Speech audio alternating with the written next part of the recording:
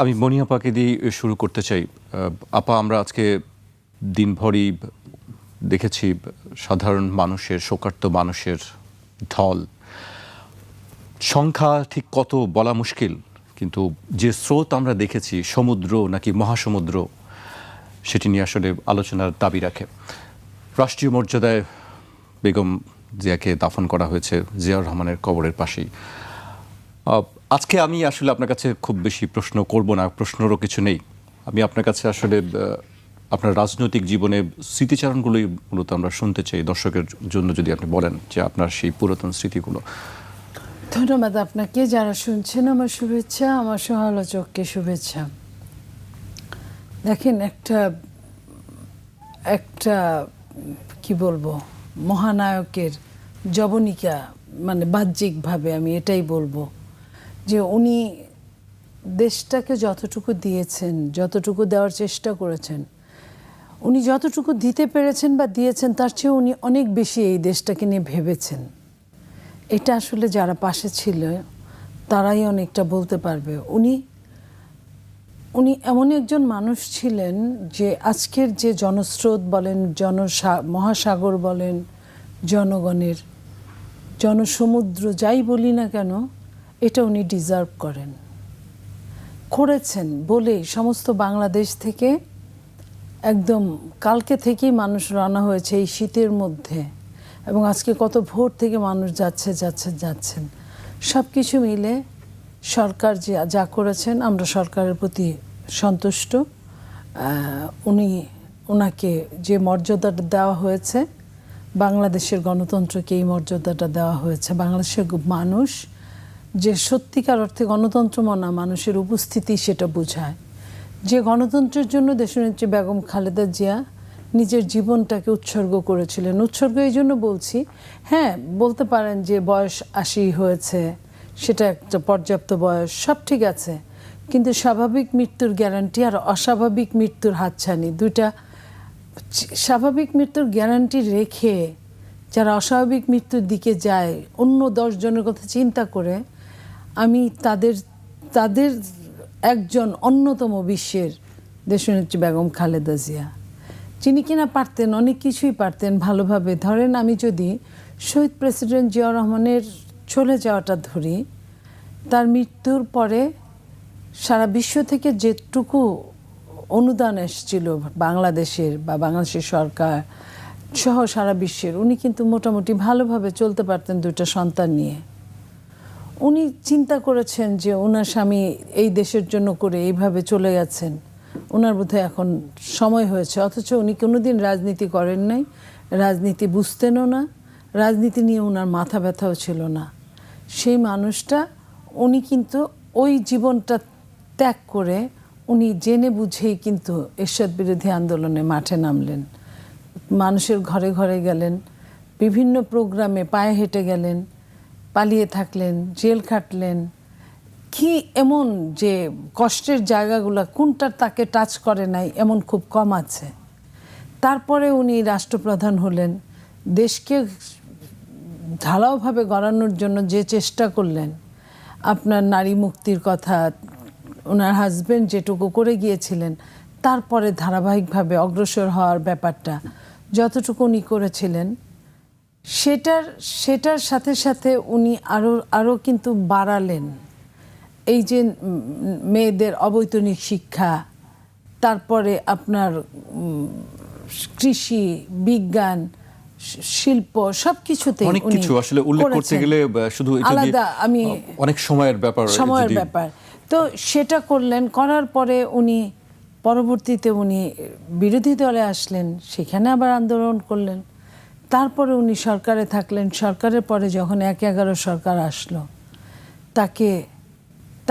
তার কিন্তু 1/11 সরকার কোনো মামলা করতে পারে নাই।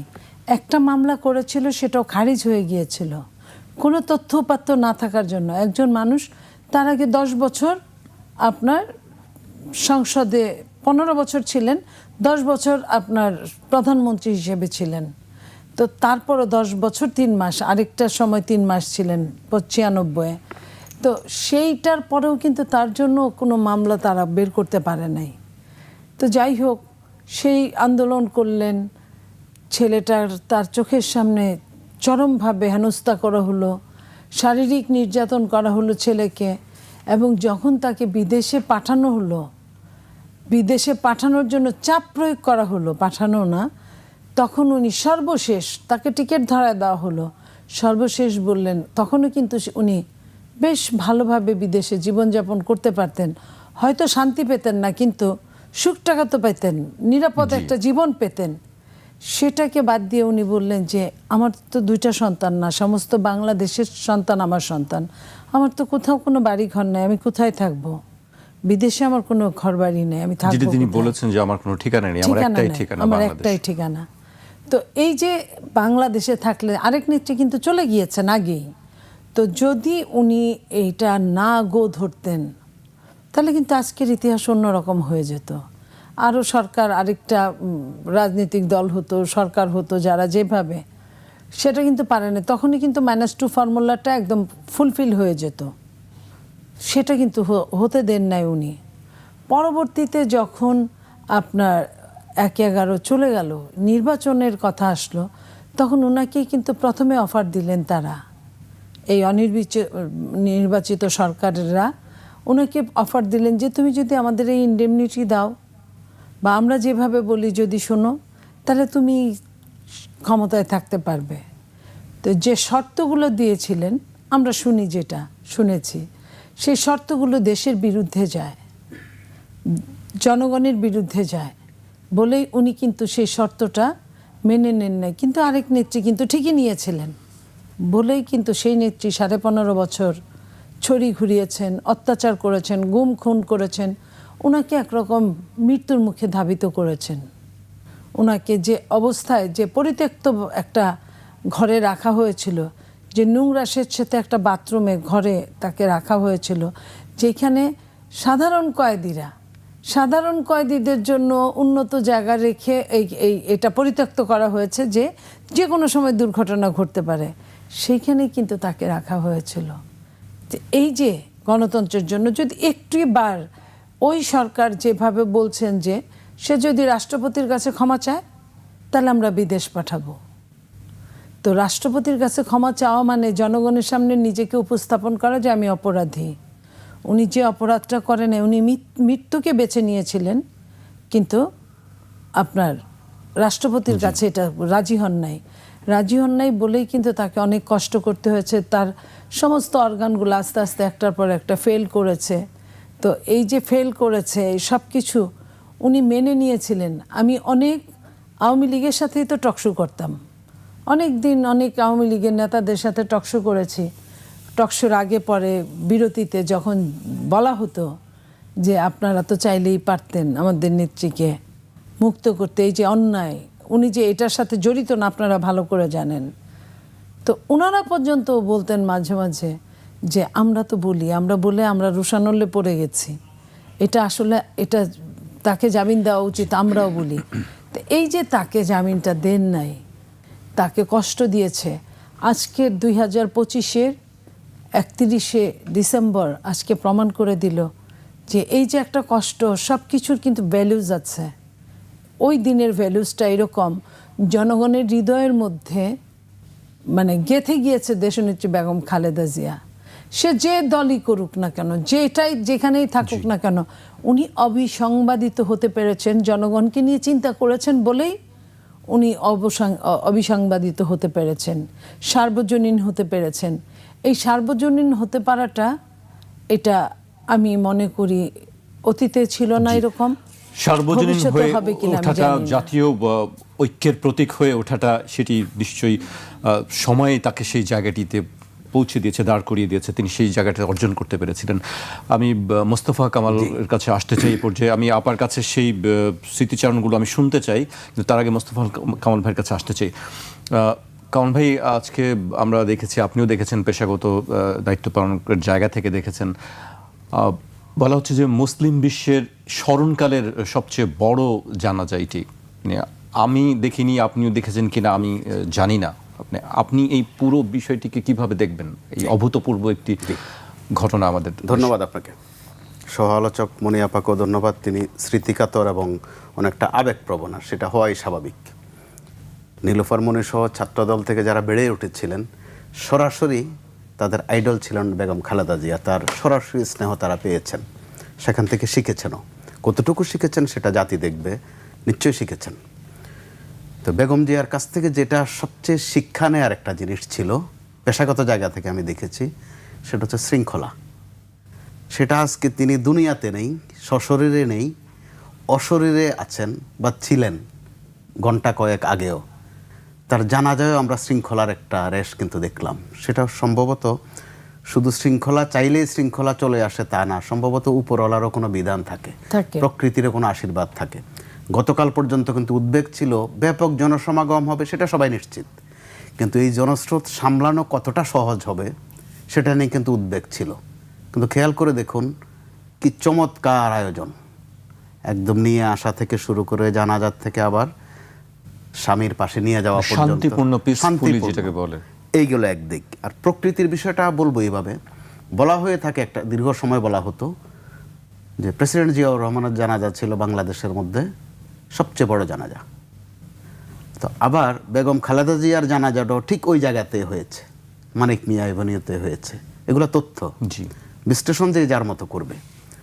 আবার সমান্তরাল তথ্য আছে যে আবহাওয়া বা আবহাওয়া তো এরকম ছিল জিয়াউর রহমানের মাজারটাই এই জায়গায় থাকবে কিনা, কিন্তু প্রকৃতির কি আশীর্বাদ, দু একদিন কিন্তু শাবল নিয়েও গিয়েছে, খোঁড়াখুড়িও হয়েছে, কবরটা ওখানে হয়েছে। এগুলো কিন্তু ভাবনার বিষয় আছে। এবার আসেন তার আগের অংশটুকু। আমরাও পড়েছি, এই জেনারেশন পড়ে কিনা ঠিক জানি না, যে ধৈর্য ধরা সফল হওয়ার জন্য ডেল কার্নেগির বই পড়ে, আমরাও পড়তাম ছোটবেলায় বলা হতো আমাদেরকেও, যেটি কিন্তু ধৈর্য ধরার যে জ্যান্ত, এবং এখনো তিনি জ্যান্তই মনে হবে ধৈর্যের প্রতীক হিসাবে, কখনো ধৈর্যচ্যুত হননি। এটা সেই রাজনীতিতে আসার আগ থেকেই পরিচ্ছন্ন পরিপাটি থাকতেন, সেটা সবাই জানে। কিন্তু নিয়মানুবর্তিতা যেটা, শৃঙ্খলা যেটা, সেটা দেখেন বিএনপির রাজনীতিতে তিনি এসেছিলেন দলীয় ঐক্যের প্রতীক হয়ে, দল রক্ষার কোরামিন হয়ে। কারণ বিএনপির অবস্থা এত এলোমেলো বিধ্বস্ত হয়ে গিয়েছিল। আবার এসে চেয়ারপারসন হয়ে যাননি, কিন্তু সদস্যপদ, ভাইস চেয়ারম্যান, ভারপ্রাপ্ত চেয়ারম্যান, তারপরে চেয়ারম্যান, অর্থাৎ তার প্রতিটি কাজে কিন্তু একটা শৃঙ্খলাবোধ, একটা চেইন সেই শুরু থেকে।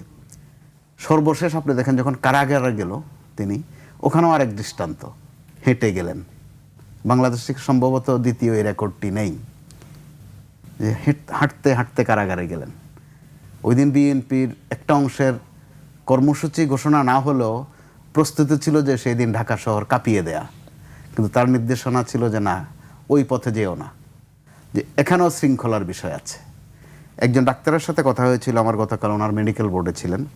ডাক্তার সাহেব আবেগপ্রবণ হয়ে বললেন যে মাঝে দিয়ে একদিন, এই গত 1 মাস 7 দিন যে সময়টা কারাগারে ছিলেন, হাসপাতালে ছিলেন, মাঝে দিয়ে একদিন উনি কথা বলেছিলেন, এবং প্রথম কথাটাই ছিল যে আপনারা কেমন আছেন। যে কথা বলতে পারছেন না, কিন্তু চোখ খুলে বললেন যে আপনারা কেমন আছেন। ওই ডাক্তার সাহেব অনেকদিন বেগম জিয়ার চিকিৎসা করেন।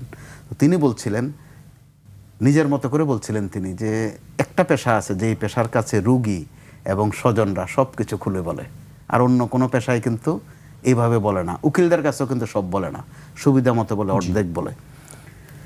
তো উনি বলেছেন যে যতবারে বেগম জিয়ার চিকিৎসার্থে উনি ওনার কাছাকাছি গেছেন, যে আগে জিজ্ঞেস করে কেমন আছেন, যে এরপরে বেশি কথা উনি বলতেন না, যে শব্দমিত ব্যয় বলতে যেটা আমরা বলি জার্নালিজমের টার্মে, যেটাকে আমরা ওয়ার্ড ইকোনমি বলি, যে গুণে গুণে কথা বলা, বরাবরই তিনি সেটা চর্চা করেছেন। গণমাধ্যমের কর্মী হিসাবে আমি ওনার সাক্ষাৎকার নিয়েছি 2 বার। একবার তখন তিনি বিরোধী দল বলতে সংসদীয় বিরোধী দল নয়, কারণ তখন বিরোধী দল বলতে আসলে কিছু ছিল না, অথবা বিরোধী দল বলতে আওয়ামী লীগকে মনে করা হতো, যেহেতু সংসদীয় পদ্ধতিতে যদি হিসাব করেন।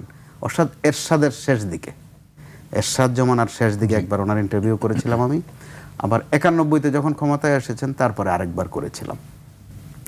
তো আমার মতো করে আমি দেখেছি রাজনীতিবিদদের মধ্যে যেই ধীরস্থির কথা বলা, গুনে গুনে কথা বলা, আমরা গণমাধ্যম কর্মীরা কিন্তু পছন্দ করি যে কাউকে একটা প্রশ্ন করলাম যদি সুনির্দিষ্ট জবাবটা দেয়, আমাদের লিখতে বা তুলে আনতে সুবিধা হয়।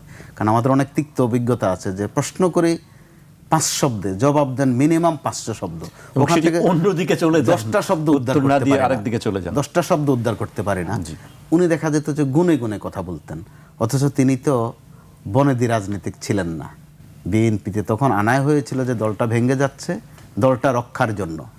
এই তিনি পরবর্তীতে মৃত্যুর দিন পর্যন্ত অথবা আগামী দিন পর্যন্ত, আগামী সময়গুলোতে ঐক্যের যে একটা প্রতীক, তাকে স্মরণ করতে হবে। এবার যখন আমাদের ফ্যাসিস্ট সরকার অথবা স্বৈরাচারী শেখ হাসিনা সরকার পতন হলো, মানুষের কিন্তু অপেক্ষা যে দেখি বেগম জিয়া কি বলে, যে ওখান থেকে কোন বার্তাটা আসে। কারো কারো ধারণা হয়েছিল যে উনি একটা গরম বক্তৃতা দেবেন বুঝি, কিন্তু দেখা গেল যে সামান্য কয়েক শব্দে বাক্যে প্রথম আহ্বানে হলো ধৈর্য ধরার, দ্বিতীয় আহ্বান ছিল যে উচ্ছৃঙ্খলতা না করার, তৃতীয় আহ্বান ছিল প্রতিশোধ পরায়ণ না হওয়ার। চারটেখানি কথা নয় কিন্তু, অন্তত বাংলাদেশের বাস্তবতায়। তো সেটা আমরা দেখলাম। পরবর্তীতে সম্ভবত ওনার আরও 2বার বক্তব্য এসেছিল, ছোট্ট ছোট্ট বক্তব্য, এরকমই আহ্বান। প্রতিহিংসা পরায়ণ না হওয়ার একটা উদাত্ত আহ্বান ছিল তার। তো একটু ভালো লাগার দিক হচ্ছে এখানে এই যে ভারপ্রাপ্ত চেয়ারম্যান আসার পর থেকেও এই পর্যন্ত আমরা যতবার ওনার যে কয়েকটা বক্তব্য শুনেছি, মায়ের ছোঁয়া ওখানে বোধহয় একটু আমরা দেখেছি যে প্রতিশোধ পরায়ণ না হওয়ার একটা বার্তা আছে। আরেকটা বেশি উল্লেখ করবার মতো, বেগম জিয়ার যে 3বারের কথা বললাম, 3টা ছোট্ট ছোট্ট বক্তব্য, একবারও কোথাও বলেননি যে আমার প্রতি এই এই অবিচার হয়েছিল। নীলুফার মনিসহ বিএনপি নেতা নেত্রীরা বলছেন, স্বাভাবিক বলার কথা। তিনি নিজের থেকে একবারও বলেননি যে তার উপর কি কি অত্যাচার হয়েছিল। সেটার ছাপ তারেক রহমান সাহেবের মধ্যে আমরা কিন্তু দেখছি যে তার উপর কি নির্যাতন নিপীড়ন হয়েছে, সেটার শোধ নিতে হবে, এই ধরনের টোন কিন্তু আমরা এখন পর্যন্ত দেখিনি। তার মানে যে ঐক্যের প্রতীক বলছি বা প্রতিহিংসা পরায়ণ না হওয়ার যে দৃষ্টান্ত বলছি, সেটার একটা ছায়া পড়েছে। এটা আমাদের জন্য আশাব্যঞ্জক। জি, মোস্তফা কামাল ভাইয়ের কথা আমরা শুনছিলাম। এবার আমি মনিয়াপার কাছে আসতে চাই। মনিয়াপা, আপনি সারাদিন ভরই ছিলেন, আমরা জানি আপনার মনের অবস্থা, মানসিক অবস্থা। এর মধ্যেও আপনি যদি পুরাতন স্মৃতি যদি আমাদের সঙ্গে একটু শেয়ার করতেন, দর্শকদের সঙ্গে শেয়ার করতেন, খালেদা জিয়ার সঙ্গে আপনার যে মুহূর্তগুলো, কোন বিষয়গুলো আসলে আপনাকে আকর্ষণ করে বা টানে? ওনার সাথে বহু দিন কাজ করার সুযোগ হয়েছে ওনার সাথে, এবং নারী হওয়াতে আরেকটু এগিয়ে যাওয়ার সুযোগ হয়েছে। ধরেন যত কিছুই হোক, একজন নারী, আমরা যত ওজনে হয়তো ছোট মাপের নেত্রী বা কর্মী ছিলাম যখন অনেক আগে। আপনার বিয়েতে তিনি গিয়েছিলেন, আমি বলছি। তো এতে হয়েছে কি, নারী হওয়াতে কোথাও গেলে ওনার প্রথম যেটা, ওনার সাথে মানুষগুলো, উনি কিন্তু অন্য নেতা নেত্রীদের মতো ওইভাবে কনভিন্স করতেন না। উনি সবার খোঁজ নিতেন পেছন থেকে। তারা সাংবাদিকদের দেখো, তারা খেয়েছে কিনা, তাদের গাড়ি টাড়ি ঠিক আছে কিনা, এই আমার মেয়েগুলার কি অবস্থা, ওদের খোঁজ নাও, ওরা কোথায় আছে এখন। কোনো জায়গায় যদি আমরা তার সাথে সফরে যেতাম, তো এরকম ওনার প্রত্যেকটা জায়গায়, প্রত্যেকটা ব্যাপারে ওনার কনসার্ন খুব সিরিয়াস ছিল, খুব সিরিয়াস। এই জায়গাটা আমি ভীষণ শ্রদ্ধা করি তাকে। তো শ্রদ্ধার আগে আমি একটা জায়গা একটুখানি বলে আমি তারপরে আমি বিয়ের অনুষ্ঠানে যাচ্ছি। যখন অবরুদ্ধ হলেন খালেদা জিয়া আপনার গুলশান অফিসে, মনে আছে নিশ্চয়ই আপনার, তখন ওই রাতে আমরা আছি, আমরা গিয়েছি। তো একটা পর্যায়ে আমি চলে যাব, তো বিদায় নিয়েছি। আমি নামার সময় দেখি খালি পুলিশ আর পুলিশ। একটু দূরে দাঁড়িয়েছিল তারা, ওই যে দাঙ্গা পুলিশটা, এরা সবাই ছিল, ঘেরাও করে রাখছে। তো আমি দৌড়ে এসে বললাম যে বাইরে তো অনেক পুলিশ। তো সবাই দেখার পরে ম্যাডাম বললো যে তোমরা কি চলে যাবা, চলে যাও। আমরা অনেকেই সিনিয়ররা বললেন যে ম্যাডাম আপনি এখন যদি পল্টন অফিসে যান বেটার হয়, যাই হবার হবে, অ্যারেস্ট করুক যাই করুক, পল্টন অফিসে এখন গেলে ভালো হবে। কি বুঝে টুঝে পরে ম্যাডাম বললেন যে না, যা করবে, আমি এখানে আছি, হ্যাঁ তোমরা গেলে চলে যাও। তা আমরা বললাম যে ম্যাডাম আপনাকে রেখে আমরা কিভাবে যাই। তখন রাত প্রায় 1টার মতো বেজে গেছে। তা যাই হোক, উনি মনে মনে হয়তো খুশি হলেন, উনি আর কিছু বললেন না যে তোমাদের যেতেই হবে। তা আমরা দেখছি উপরে ছাদে উঠে দেখছি, নিচে দেখছি পুলিশ, সব কিছু মিলে। তারপরে রাতে কে কিভাবে থাকবো, বেশ অনেক মানুষ আটকা পড়েছে, নারীরাও বেশ কিছু। সেদিন আমাদের কি যেন একটা প্রোগ্রাম ছিল, আমরা এই জন্য গিয়েছিলাম বেশ কিছু নারী তার সাথে কথা বলার জন্য।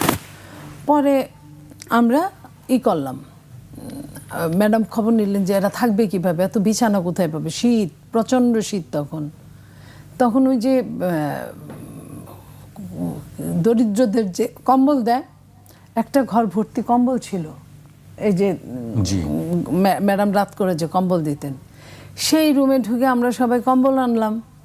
একটা কম্বল বিছায় ফ্লোরে, একটা কম্বল গায়ে দিয়ে, একটা কম্বল মাথায় বালিশের মতো করে দিয়ে, যারা যারা পাইলো বালিশটা পাইলো নিল, আর যারা পাইলো না বালিশ ছাড়াই তারা রাত কাটালো ওইভাবে। মেয়েদের সবাই একটা রুম দিল, ছেলেরা নিচে অন্যখানে এইভাবে থাকলো। এবং এই যে থাকার পরে আপনার ওরা খাইছে কিনা, প্রতিবেলায় খাওয়ার আগে সবাই ঠিক মতো খাইছে কিনা, খাওয়াটা পাইছে কিনা, এটা তো অনেকটা ফুরাতের মতো হয়ে গেছে। পানি সাপ্লাই দিতে দেয় না, বিদ্যুৎ দিতে দেয় না, আশেপাশে বাইরের একটা পেছন দিয়ে একটা বাসার ভিতর দিয়ে পানিটা নিয়ে আনতো, এরকম খাবার টাবার আনতো, প্যাকেট খাবার। যাই হোক, এই যে তার খবর নেওয়াটা প্রতি মুহূর্তে, এই দায়িত্বটা আমি সিরিয়াসভাবে দেখেছি। পরদিন যখন ম্যাডাম বের হবে, আমরা বের হব ম্যাডামের সাথে গাড়িতে, আমরা বসা, ম্যাডাম বসা, আমরা বাইরে দাঁড়ানো। তো এর মধ্যে পুলিশ তো খুলতে দেয় না, বাইরে থেকে তালা দিয়ে ফেলেছে আপনার গোয়েন্দা সংস্থা সব কিছু মিলে। তখন ওরা পেপার স্প্রে মারছিল, তো আমরা অনেকেই অসুস্থ হয়ে গেলাম বিভিন্নভাবে। এবং পেপার স্প্রে, আমি একটা গেটে উকি দিয়ে দেখছিলাম পুলিশের গতিবিধিটা, ওরা ওই ফাঁকটা দিয়ে পেপার স্প্রে মেরেছে। আমি চশমা যদি আমার না থাকতো, দেখতে গেছেন তখনই তো চোখটা দেখা গেছে, ওরা ওইভাবে মেরেছে। তো আমি চশমা থাকার জন্য আমি এখনো হয়তো বা দেখতে পারি, নইলে তো খবরই ছিল। এবং তারপরে যেটা হয়েছে, আমার একদম নিম্নে চোখের পাওয়ারটা একবারে শেষ লেভেলে চলে গেল। যাই হোক, এই যে ম্যাডাম তারপরে কি করবে, ডাক্তার কি করবে, কোথায় কি পাওয়া যাবে, সব ছোটি তো আসলো। যে এরপরে প্রতি বেলায় খবর নেওয়া, প্রতি মুহূর্তে খবর নেওয়া, এই জিনিসগুলো খালেদা জিয়ার কাছ থেকে, তার সাথে থাকতে গিয়ে ওইটা দেখেছি। আসলেও আপনি বিয়ের কথা বললেন, আমি আসলে হঠাৎ করে কালকে স্তব্ধ হয়ে গেছিলাম, ঘুমের মধ্যেই তো খবরটা পেয়েছি। তারপরে যাওয়ার পরে স্মৃতিচারণ আসলে খুঁজে পাইনি তখন ওই মুহূর্তে। বিয়ের কথাটাই মনে হয়েছিল। আমার বিয়েটা হয়েছিল 99-তে, 99-এ। তখন দেশনেত্রী বেগম খালেদা জিয়া বিরোধী দলের নেত্রী। তো উনি আমার বিয়েতে আসছেন, আসার পরে এখন বরপক্ষ তখনও আসে নাই, উনি আসার পরেও। নর্মালি তো বরপক্ষ আগেই চলে আসে। তা এখন আমার আত্মীয় স্বজনরা, আমার বান্ধবীরা, আমার সিনিয়র নেত্রীরা, নেতারা, তার বলছে এই খবরদার ম্যাডাম যেন না জানে যে বরপক্ষ আসে নাই।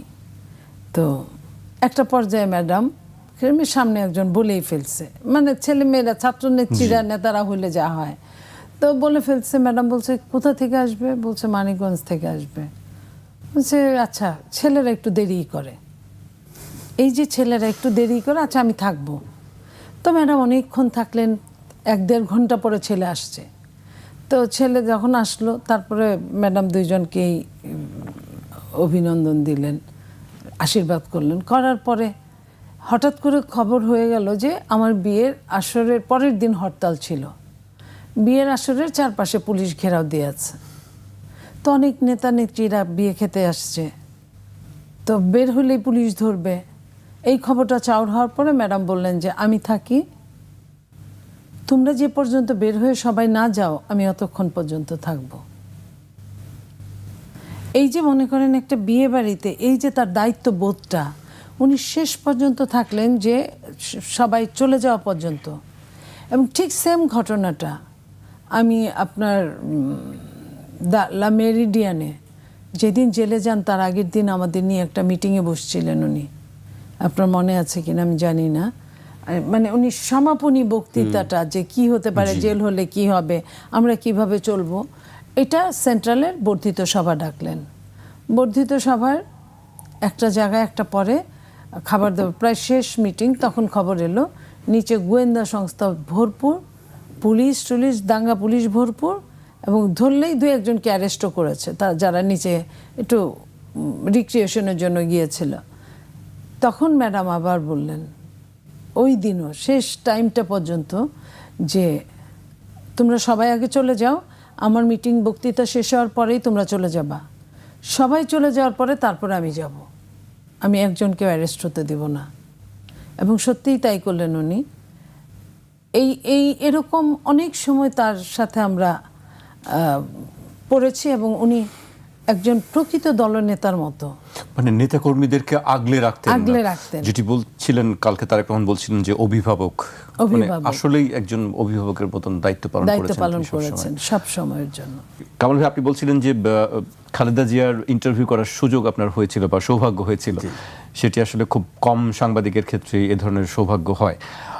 আমি জানতে চাই আসলে দর্শকদের জন্য যদি আপনি বলেন যে সেই সাক্ষাৎকারের কিছু স্মৃতিচারণ যদি আমাদেরকে বলতেন। একটা বিষয় ছিল, যেহেতু এরশাদ জমানার শেষ দিকে, তখনও কিন্তু একটা কথা আলোচনায় ছিল যে এরশাদের পতন হলে, তখন আলোচনা একটু বাড়তি ছিল যে এরপরে নির্বাচনটা কোন প্রক্রিয়ায় হবে। নির্বাচন কিন্তু তখন থেকেই প্রাসঙ্গিক, নিরপেক্ষ বা সুষ্ঠু নির্বাচন কিন্তু ওই সময়টায় অত্যন্ত প্রাসঙ্গিক। ওই সময়টা জামাতে ইসলামের দিক থেকে একটা শব্দ ছোঁড়া হয়েছিল যে কেয়ারটেকার সরকার ইংরেজিতে, পরবর্তীতে সেটা তর্জমা হয়েছে তত্ত্বাবধায়ক সরকার। তো তখন আমাদের কারো কারো একটা ইচ্ছা ছিল গণমাধ্যমের যেটা থাকে, যেটার আরও পরিষ্কার করা অথবা একটা বিভ্রান্তি যদি হয়ে যায়, অর্থাৎ আলোচনা জমানো। আমি চেষ্টা করেছি, দেখলাম যে তিনি এই নিয়ে ওই সময় পর্যন্ত মন্তব্যে যাননি। তিনি বারবার বলতেন ওই সময়টা যে সুষ্ঠু নির্বাচন দরকার, ভোট দরকার, যেটা আমরা এবারও দেখলাম যে তারেক রহমান সাহেব বারবার কিন্তু যে নিরপেক্ষ ভোট দরকার, যত না নির্বাচন দরকার বলছেন, তার চেয়ে বেশি করে বলছেন ভোট দরকার। কারণ নির্বাচন কিন্তু এরশাদ সাহেবও ভালো ভালো নির্বাচন দিতেন, 88তে নির্বাচন, 86তে নির্বাচন, আর স্থানীয় সরকার নির্বাচন তো লেগেই থাকতো। নির্বাচনের কোনো অভাব ছিল না দেশে, ভোট ছিল না মূলত। তো সেটা আমার অনেক দিন উপলব্ধি, এখন নতুন করে আরও উপলব্ধি যে ভোট শব্দটা, যে ভোট লাগবে, তো তার মানে কত দূরদৃষ্টি থাকলে একজন এইভাবে সুনির্দিষ্টভাবে মেনশন করতে পারেন। এরপর আরেকটা ঘটনা কিন্তু খুব উল্লেখ করবার মতো, সেটা সম্ভবত 90 ডিসেম্বরের 4 তারিখ। এরশাদ পদত্যাগ করবেন কি করবেন না, থাকবেন কি থাকবেন না, আবারও শাসন প্রলম্বিত করবেন কিনা, অথবা মার্শাল্য দিবেন কিনা, এই গুঞ্জন দিনব্যাপী।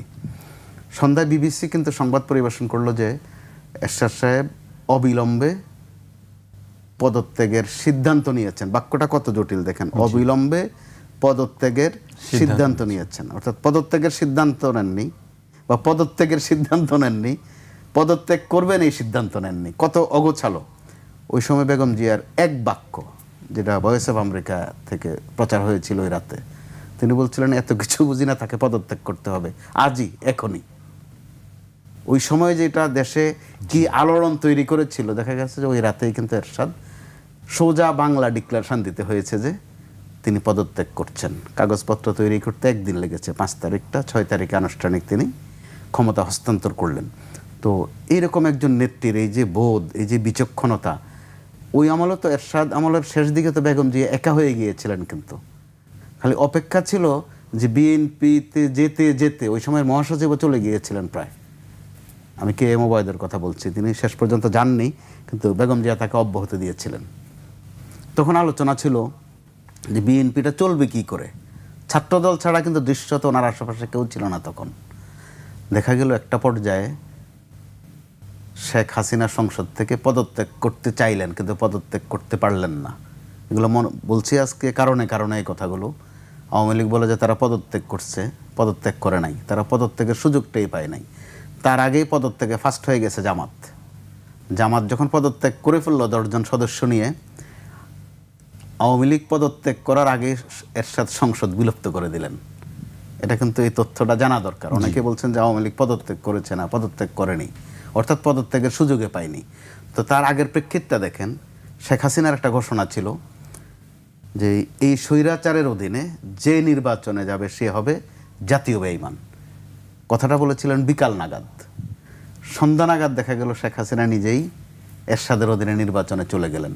তার আগ থেকেই যারা বিএনপি করেন না বা করে না, অথবা তখন 7 দল ছিল বিএনপির, সাতদলীয় অন্যান্য নেতা নেত্রীরা, ধরেন সাইফুদ্দিন আহমেদ মানিক, এই ধরনের যারা ছিলেন অন্য জোটের, তারা থাকতেন আওয়ামী লীগ জোটের দিকে, 8 দলীয় জোটের দিকে বা 15 দলীয় জোটের দিকে।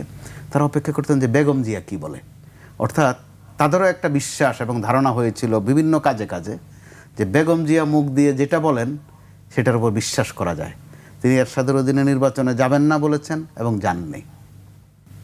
বিপরীতে ভিন্ন চিত্র। পরবর্তীতেও দেখা গেছে বেগম জিয়া যেটা মুখ দিয়ে একবার বলে ফেলছেন, তিনি ওটার থেকে সচরাচর তার সরার রেকর্ড কিন্তু নেই।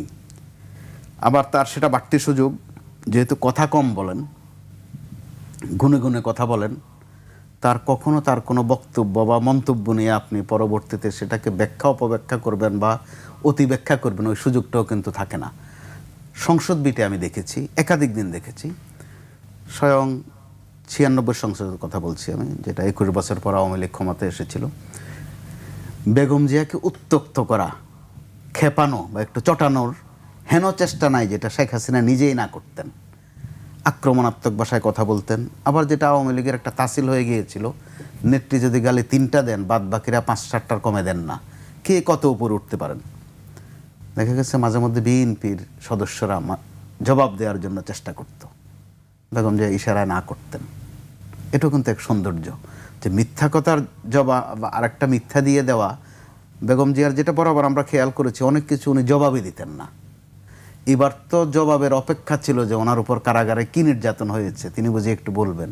খেয়াল করেছেন, কথা বলেননি। সবাই একটি প্রত্যাশা ছিল যে নিশ্চয়ই তিনি অনেক কিছুই বলবেন, কিছুই বলেননি। যে মাত্রা নির্বাচনগুলো বাহ্যিকভাবে আমরা দেখেছি, কারাগারে নিয়ে আবার একটা স্যাঁতস্যাঁতে ঘরে তাকে রাখা, যত না কারাভোগ করা তার চেয়ে বেশি হচ্ছে তাকে যন্ত্রণা দেয়া, নিষ্পেষণ করা। বিএনপির দিক থেকে একটা অভিযোগ ছিল যে তাকে স্লো পয়জনিং করা হয়েছে। তো আজকের এই দিনে এই আলোচনায় না যাওয়াই বলো, কিন্তু আবার যেহেতু প্রসঙ্গ এসে গেছে, গতকাল কিন্তু একজন উপদেষ্টা সেটা স্মরণ করিয়ে দিয়েছেন এবং তিনি বলেছেন আদালতের সেটা প্রমাণও আছে। তো আমরা সেদিকে না গিয়ে অন্তত এতটুকু বলতে পারবো, বিএনপি যারা করেন তাদের কিন্তু রাজনৈতিক দায়িত্ব বেড়ে গেল। যদি সত্যি তারা বেগম জিয়াকে ভক্তি করেন, শ্রদ্ধা করেন, তার কাছ থেকে কতটুকু শিখেছেন সেটা কিন্তু জনগণ দেখতে চাইবে, জানতে চাইবে। যে আমি মনিয়াপার কাছে এই প্রসঙ্গেই আমি আসতে চাই। আসলে 41 বছর বিএনপির চেয়ারপারসনের দায়িত্ব তিনি সামলেছেন এবং তার কাছ থেকে অনেক কিছুরই শেখার, তার ধৈর্য, তার দৃঢ়চেতা মানসিকতা, সেটি আসলে আপনি কিভাবে দেখেন? দেখেন, খুব সহজ বিষয় না নিশ্চয়ই, যে খুব সহজ বিষয় না সবার জন্য, আমাদের জন্য না, কিন্তু উনি কেমন করে জানি খুব সহজভাবেই করে ফেলতেন। উনাকে একটা জিনিস আমি দেখেছি, উনি বিভিন্ন বুদ্ধিজীবীদেরকে উনি বেশ গুরুত্ব দিতেন, ডেকে নিয়ে যেতেন, ওনার সাথে দেখা করতেন, বিভিন্ন ব্যাপার নিয়ে রাষ্ট্রের ক্রাইসিস মোমেন্টে ওই ব্যাপারগুলো নিয়ে ওই বিশেষজ্ঞদের সাথে কথা বলতেন, বিশ্ববিদ্যালয়ের টিচার থেকে শুরু করে বিভিন্ন তাদের সাথে। কিন্তু তাদের একটা অভিযোগ ছিল, আরে তোমাদের নেতৃত্ব ডেকে নিয়ে যায় কিন্তু একটা কথাও তো রাখে না। মানে কথাটা এরকম, কথাটা হলো এখানে 3 জন বসছি, 3 জনের মতামত নিলেন, কিন্তু মতটা পরবর্তীতে সবগুলো মিলিয়ে তার যেটা মনে হয় যে ভালো, দেশের জন্য মঙ্গল হবে, সেটার মধ্যে কোনো যে থাকবে, চরম দুঃখ থাকবে, এইসব কিছু না। ওগুলো বাদ দিয়ে যেটা সবার জন্য প্রযোজ্য, এরকম একটা ডিসিশনটা উনি নেন। কিন্তু নেওয়ার আগে খুব খুব ঠান্ডা মাথায় উনি গল্প শুনেন, কথা বলেন। এবং আরও একটা জিনিস যেটা, উনি কোনো কথার মধ্যে কথা বলেন না। কেউ কথা বলছে, তাকে গুরুত্ব দিয়ে উনি শুনতেন, কথা শুনে উনি ওনার মতো শর্টকাট কথা বলে উত্তর দিতেন, কিন্তু গুরুত্ব দিয়ে শুনতেন। তা আমরা যারা বাংলাদেশের রাজনীতি করি তাদের ম্যাক্সিমাম লোক কিন্তু শুনতে আগ্রহী কম, বলতে আগ্রহী পছন্দ বেশি। এটা রাজনীতি না বোধহয়, এটা সব ক্ষেত্রে আমরা বেশি কথা বলতে পছন্দ করি। সেটা তো ওনার ক্ষেত্রে আমি এই জিনিসটা দেখতাম। আমি আরেকটা স্মৃতিচারণ এটার সাথে করি। ধরেন 2015-16 দিকে উনি জামালপুর গিয়েছেন। তো সার্কিট হাউসে উনি যখন খেতে বসছেন, আমরা কিছু নারী নেত্রী সহ ওনার রুমে, উনি খাচ্ছেন, আমরা কথা বলছি। তো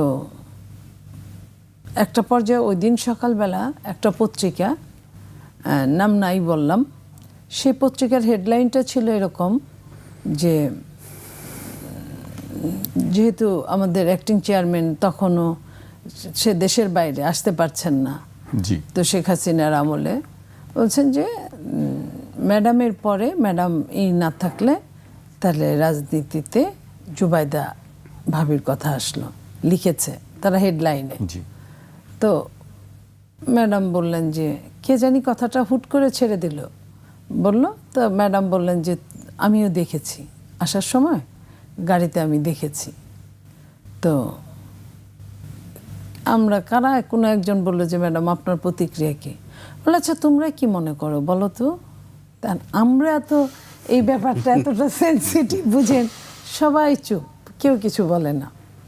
তো বলে না, একটা পর্যায়ে ম্যাডাম বললেন যে সবার দিকে তাকায় বললেন যে দেখো তোমরা তো অনেক দিন আমার সাথে রাজনীতি করো, ও তো পলিটিক্স করে নাই, ও তো বাংলাদেশের রাজনীতি অতটা বুঝে নেই, কখনো করে নাই, তা আমি তোমরা থাকতে কেন তাকে আমার আনতে হবে, তাকে কেন আমার তাকেই দায়িত্ব দিতে হবে। এইখানে এই কথাটায় তার মধ্যে যে গণতন্ত্রটা, তার মধ্যে যে গণতন্ত্রের ফিলিংটা, আমরা ওই ফিলিংটা সেদিন পেয়েছি। কি হবে কি হবে না, কি হয়েছে কি হয় নাই সেটা বড় কথা না, বড় কথাটা হচ্ছে তার মানসিকতার জি জিনিসটা যেটা আমরা দেখলাম, সেটা আমার কাছে মনে হলো যে না, একজন নেতার মতো উনি কথা বলেছেন। তো এরকম ধরেন অনেক ক্ষেত্রেই উনি এই জিনিসগুলো করতেন খুব ঠান্ডা মাথায়, সবাইকে মূল্যায়ন করে এই কথাগুলো যে যাদেরকে দরকার তাদের কথা মাঠের বলতেন। নেতাকর্মীদেরকে, তৃণমূলকে গুরুত্ব দেওয়াটা। একদিন আমি একটা নেতার নাম নাই বলি, ম্যাডাম দুইটা প্রোগ্রামে ম্যাডাম মঞ্চে ওঠেন না, নিচে বসে প্রোগ্রাম দেখেন। তার একটা শহীদ প্রেসিডেন্ট জিয়াউর রহমানের মৃত্যুবার্ষিকী, জন্মবার্ষিকী, এই প্রোগ্রামগুলোয় উনি যান না, উঠেন না খুব বেশি। তো সেই দিনও বসছে, ভাগ্য এমন যে আমি ম্যাডামের পাশে বসছি। তো ম্যাডামের পাশে তো ওরকম আমাদের দু একজন মহিলাদেরকে রাখেন এই কারণে যে একটা নারী তো উনি আফটার অল, হ্যাঁ কোনো কিছুর প্রয়োজন এই। তা আমি বসছি, তো মাইকে ও যে নেতার কথা বলছি উনি অনেকটা বুদ্ধিজীবী স্টাইলের, নাম বললে আপনারা সবাই এক নামে চিনবেন। তা এখন উনি বক্তব্য রাখছেন, বক্তব্য খুব সুন্দর রাখেন, তো বক্তব্য দিচ্ছেন। এখন একটা সময় ম্যাডাম বলে যে মনি তুমি কি তার বক্তব্যটা শুনলা? আমি জি ম্যাডাম। তো বলে যে দেখো কি সুন্দর কথা বলে, তাই না? আমি বললাম জি ম্যাডাম। তা তারপরে বলছে যে কিন্তু লোকটা না জানো একটু অলস, এই অলসটা যদি না হতো, ও তুমি জানো ওর এলাকায় খুব একটা যায় না, দেখেন কত খবর রাখে সে, এলাকায় খুব একটা যায় না। এবং আরও একটা কথা বললেন, তুমি জানো সে ঘুম থেকে 12টায় উঠে। এটা বলার পরে আমি আর কি বলবো, আমি তো এরপরে আমি হু হা বলা ছাড়া তো আমার কিছু বলার নাই। তো আমি চিন্তা করে দেখলাম যে উনি সমস্ত খবর রাখেন, সব খবর রাখেন, সবার একজন ব্যক্তিগত ধরেন 300 আসনের এরকম 300 এমপি হতে পারেন, উনি ক্লোজ আমাদের উনার হাতে গড়া হতে পারে, বাট এই যে খবর রাখাটা, যে এলাকায় যান না বা কিছু কি সুন্দর বলে, অথচ দেখো আরেকটুখানি কাজ করলে কি এমন হতো। তা এই জিনিসগুলো উনি প্রত্যেকটা জিনিস মনে হয় যে উনি খেয়াল করেন না, উনি এত বড় মাপের নেতা, উনি হয়তো এটা খেয়াল করেন না, কিন্তু ওনার চোখের সামনে পড়লে অনেক কিছুই খেয়াল করে, অনেক কিছুই, এবং তাদের সম্পর্কে এইভাবে বলে। আরেকটা আমি খুব মন খারাপ, আমি তখন এমপি শেষের দিকে, ম্যাডাম তখন প্রথম দিকে আমার প্রতি একটা ভয় ছিল। কেন আমি বলি, এমপিটা আমরা যখন হয়েছে আমাদের এমপি সংখ্যা খুব কম ছিল, ওই সময়টা আওয়ামী লীগের সাথে কথা বলা একটা বিশাল একটা ব্যাপার ছিল। তো ম্যাডাম ভয়ে ভয়ে থাকতো যে এ তো ভদ্র, কথা বলে কম, এইভাবে ও কি পারবে। কিন্তু যখন উনি দেখলো যে না আমি পারি না, শুধু ভালোই পারি, তখন উনি আপনার একটা পর্যায়ে জেলার কমিটি হবে, তো আপনি ঘটনাটা জেলা থানা সব কমিটি হবে। তো যেহেতু ইলেকশন করার রাজনীতি করি, মনে মনে করতে চাই, তা আমাকে একজন বললেন, আমি নামটাই বলি, মুস্তাফিজুর বাবুল, আমাদের জামালপুরের এক নেতা, উনি আমাকে বললেন যে মনি তুমি যদি সদরটা চাও তাহলে তোমার এখন থেকে সদরের দায়িত্ব নিতে হবে, তুমি ম্যাডামের কাছে চাও। তা আমি বলছি, ঠিক আছে ম্যাডামের কাছে চাও আমার কাছে ব্যাপার না, বাট অন্যখানে ম্যাডামের যে ছোট ছোট গুড়া গুড়া লোক আছে এরা হলো ট্রাবল। তা বললো ঠিক আছে চাও। তা উনি আমি সঙ্গেই ঢুকছি। তা আমি বললাম ম্যাডাম আমার একটা জিনিস চাওয়ার আছে। ভালো যে কি বলো? তা আমি বললাম যে ম্যাডাম আমি জামালপুর সদরের দায়িত্বটা নিতে চাই। মানে একজন মানুষ, আমি তার চোখের দিকে তাকাইছি, তার চোখ দুটো স্পার্ক করলো। মানে আচ্ছা না, অনেক সময় যে একটা জিনিস হঠাৎ করে একটা ভালো জিনিস পাইলে যেমন হয়, ওরকম একটা স্পার্ক করলো। তুমি নিতে চাও? অবশ্যই। এই এই শিমুল, তুমি রিজভি কোথায়, দেখো তো, রিজভিকে ডাকো তো। তখন শিমুল বিশ্বাস এসে বললো যে ম্যাডাম রিজভি হয়তো আজকে আসে নাই। তো রিজভি কখন আসবে? কালকে আসবে, আমাকে মনে করে দিও। ওকে ওইটা দিতে হবে। মানে এত মানে সিরিয়াসলি অফারটা সে নিয়ে নিলেন। আমি মনে করলাম যে আমার বোধহয় সব পাইলাম আজকে। তারপরে শোনেন, পরের দিন আমি গেলাম, রিজভি ভাই যাবে। আমি আবার শিমুল ভাইকে বললাম যে শিমুল ভাই, ম্যাডাম তো কালকে বলছিলেন ওই কথাটা, তো একটু তাহলে আজকে একটু রিজভি ভাই আসছে একটু বলে দেওয়ার জন্য। তা শিমুল বিশ্বাস বললেন যে ঠিক আছে আপনি যাই বলেন। তা ম্যাডাম বললো তুমি কেন আসছো? আচ্ছা ম্যাডাম যে কালকে যে বলছিলেন রিজভি ভাইকে বলে দিবেন। এই দেখো রিজভি কোথায়, রিজভি কোথায়? তো রিজভি ভাইকে চড়াও করে আনা হলো। বলে যে মনি যা বলে, যেভাবে বলে ওইটাই করবো। আমি বলছি ম্যাডাম আমার আরেকটু কথা আছে। বলে যে বলো। আমি বলছি ম্যাডাম আমি তো টকশো করি, প্রতিদিন তো আমার এলাকায় যাওয়া সম্ভব হবে না। আর প্রতিদিন যদি আমি না যাই, দায়িত্বে থাকি, এটাও দেখতে আমার কাছে খারাপ লাগবে। তো আমি যদি আমার নিজস্ব কোনো মানুষ যারা জাগদল থেকে রাজনীতি করতেন জিয়াউর রহমানের সময় থেকে, আমি যদি ওরকম কাউকে দেই সিনিয়র এবং ওইভাবে যদি কাজটা করি, তুমি যেভাবে করতে চাও তুমি করবা, রিজভি ও যেভাবে বলে ওইভাবে ও করুক। দুঃখজনক ব্যাপার কি জানেন, উনি বললেন এত আন্তরিকতা নিয়ে, এত কিছু নিয়ে, কিন্তু আমি ফাইনালি গিয়ে ওটা পেলাম না। ফাইনালি আমাকে দলের কে বা কারা আমার সাথে এটা উল্টা করে দিল। আমি ওনাকে বলবো, একটা পর্যায়ে চিন্তা করা শুরু করলাম যে দুতলাতে যে কথাটা হয়, দুতলা থেকে নিচতলায় নামলে সে কথাটা উল্টো হয়ে যায়। একটা পর্যায়ে আমরা কথা বলাই কমায় দিলাম যে কি হবে, বরং তাকে ছোট করা হয়। আমি একদিন রাগ করে বললাম যে আপনারা কি মনে করেন আমার সঙ্গে কি আমার নেত্রীর দ্বন্দ্ব আছে? আমি কি তার কম্পিটিটর?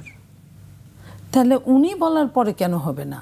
যে তার মানে কি উনি আমার সামনে একরকম বলবে, আপনাদের সামনে আরেক রকম বলেছে? তারপরে যখন আরও বোঝা শিখলাম, যখন বলে যে উপর থেকে বলা আছে, আমি বলতাম উপরটা কে? আমি তো সর্বোচ্চ উপর চিনি, তাহলে আপনাকে বলতে হবে উপরটা কে। তারপর আর কোনো কথা থাকতো না অনেকের। তো এই যে বড় দলের অনেক রকম প্যারা আছে, সমস্যা আছে, সমাধান আছে।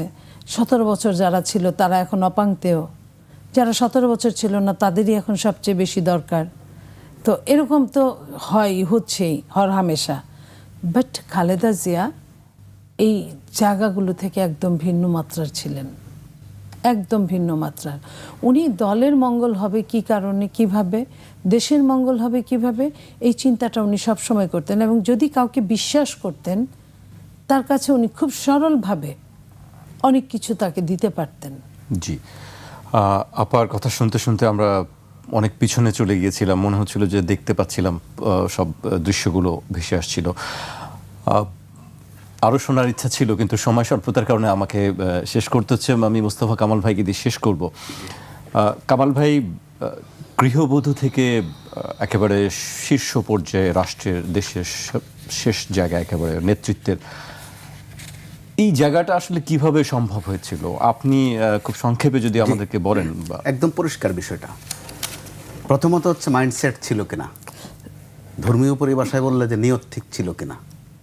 প্রমাণিত যে তার নিয়ত পরিষ্কার ছিল, তিনি পেরেছেন গৃহবধূ থেকে দলের নেতৃত্বের চূড়ান্ত নেতৃত্বে গিয়েছেন পদ্ধতির মধ্য দিয়ে, পরীক্ষা দিয়ে দিয়ে, কিন্তু মন গড়ায় নয়, নেতৃত্বের বিকাশের মধ্য দিয়ে প্রধানমন্ত্রী হয়েছেন, অর্থাৎ সরকারে গেছেন। কিন্তু বেগম খালেদা জিয়ার পরিচিতি কিন্তু এখন আর একটি দলের প্রধান অথবা দেশের প্রধান হয়েছিলেন 3 বার, ওই জায়গায় সীমাবদ্ধ নয়।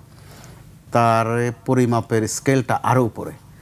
বলছি আমরা যে জাতীয় ঐক্যের প্রতীক, সচরাচর আপনি ভেবে দেখুন, বিশ্বের ইতিহাসে দেখুন, জাতীয় ঐক্যের প্রতীক হয় পজিশনে থাকলে অথবা অপোজিশনে থাকলে।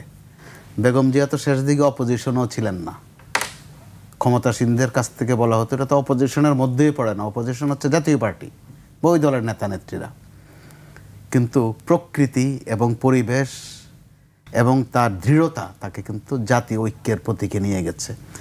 আজকে যারা, খুব প্রাসঙ্গিক কথাটা বলতে হয়, যারা আজকে মনে করছেন যে সংসদে না গেলে বা সংসদে না থাকলে বড় কিছু হওয়া যায় না, শেষ দিকে কিন্তু বেগম জিয়া সেটা প্রমাণ করে দিয়েছেন যে যদি দৃঢ়তা থাকে, সংসদে গেলেও সরকারে না গেলেও সেটি তো অবশ্যই ঐক্যের প্রতীক হওয়া যায়। এটা নিয়ে কেউ বিতর্ক করতে পারবে না। বরং আওয়ামী লীগ দিক থেকে যারা বিতর্ক তৈরি করত, তাকে নিম্নমানের ভাষায় গালি দিত। আমার অভিজ্ঞতা হয়েছে ওয়াজেদ সাহেবের ইন্টারভিউ করা, অর্থাৎ শেখ হাসিনার স্বামী বিজ্ঞানী ওয়াজেদ মিয়া। তিনি কিন্তু খুব মজার লোকও ছিলেন, মিডিয়ার কাছে আসতেন না, কম আসতেন।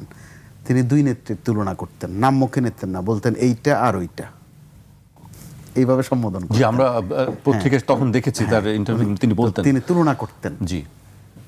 তো গণমাধ্যমে টুকটাক যখন এসেছে, ওনার ওই মূল্যায়ন যখন গণমাধ্যমে এসেছে, দেখা গেছে আওয়ামী লীগের দিক থেকে বা আওয়ামী লীগের ভিতরেও কিন্তু গোলমাল বেঁধেছে। অর্থাৎ সত্যকে বড় ভয় পাওয়ার ওই প্রবণতার কারণে। কিন্তু সত্যকে চাপা থেকেছে, থাকেনি। যেটা সর্বশেষ আজকে মানিক মিয়া এভিনিউতে গোটা জাতি দেখেছে। সবাই কি ওখানে বিএনপির নেতা নেত্রী ছিল? মোটেই না। সব দলের, সব মতের, অর্থাৎ সবার নেত্রী যেটাকে বলে, একদম প্রতীক যেটাকে বলে, তিনি প্রতীক হয়ে অবশ্যই থাকবেন। এবং সেই নমুনা কিন্তু আমরা অন্তত আজকের দিনটাতে দেখেছি। এর জের যদি সামনের দিনগুলোতেও পড়ে, সেটা আমাদের দেশের জন্য বলেন আর দেশের রাজনীতির জন্য বলেন খুব কাজে লাগবে। কারণ একটা নির্বাচন সামনে রেখে গত কয়েকদিন কয়েকটা ঘটনার কারণে নির্বাচনের মাঠটা হয়তো একটু ঠান্ডা, কারণ নির্বাচনের মাঠটা আবার উত্তপ্ত হবে কিছুদিনের মধ্যেই। আমরা যেটা দেখেছি, কেউ কাউকে মানছেন না, আবার এই প্রবণতা শুরু হয়েছে, জোট করছেন, বোঝাপড়া করছেন, সেটা নির্বাচনের প্রাসঙ্গিক হতে পারে।